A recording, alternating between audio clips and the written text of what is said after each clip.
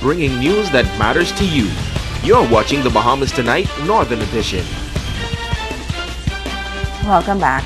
The fight between the Bahamas Industrial Engineers Managerial and Supervisory Union and the Grand Bahama Power Company continued today, just as promised by President of the Union, Pedro Edwards. Edwards says the union and the power company have yet to come to an agreement to a settlement regarding termination payments, or what he calls selective discrimination and other issues. Now, the union says they plan to take their cause to even greater heights. The only thing we have done, really, to tell you the truth, since this matter is there's been a number of new disputes filed, and we've met at the Labor Board last week, Thursday, to conciliate those matters. But our position is still the same. What we're going to do is we're going to jump on the plane, and we're going to go and have a press conference by the Right Honorable Perry Christie's house. Because if we don't get nothing out of this one here will be the last one probably for this week, and we'll be in Nassau.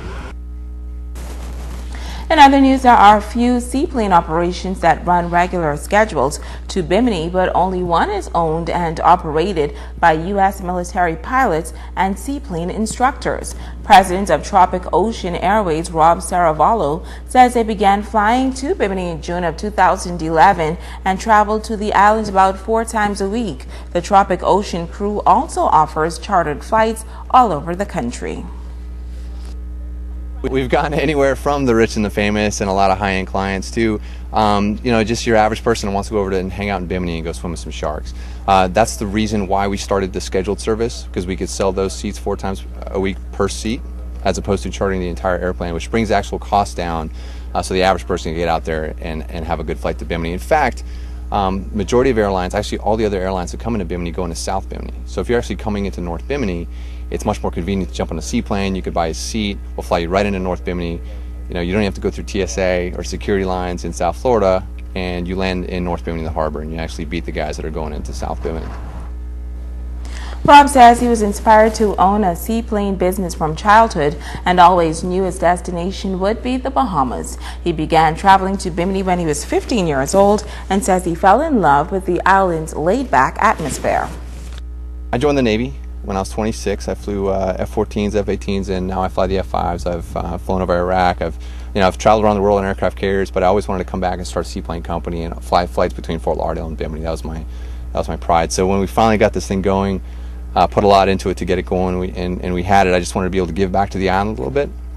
So every winter, every Christmas, we actually coordinate with this gentleman named Ryan, who gathers donated presents from families in South Florida, in Fort Lauderdale, Miami. And he's actually a U.S. Customs agent. And he gets 2 huge plane loads of donated presents, and we donate the flights, and we fly 2 plane loads of presents over to Bimini to distribute to the children here. And we call it Santa Seaplane, and we do it every Christmas. Finally, in news tonight, he is the founder of the Reach Out Ministry annual Boys to Men Conference. For years, he has assisted families of at-risk teenagers, organizing a campaign to reach young men in the community, and he needs your help tonight. After acquiring a building donated by the Grand Bahama Port Authority, Dudley Sade says he is encountering challenges with finishing the Reach Out Community Center and had to eliminate the feeding program, which assists 10 families. Advisor Vicky Martel is asking the public to assist. I need finished plumbing work done, and I need the bathroom fixtures, and like I said, I need manpower. If there's a company out there who does construction, come take a look, and if they want to complete the building for me, I'll be happy. Deborah Livingston and Bishop Joseph Hall are also asking the community to lend a helping hand. I want to appeal to all of the churches here in Grandma and pastors. Many of them would pass by this building, but we entreat you to come, not only to pass by and to look, but we want you to come and come on the inside.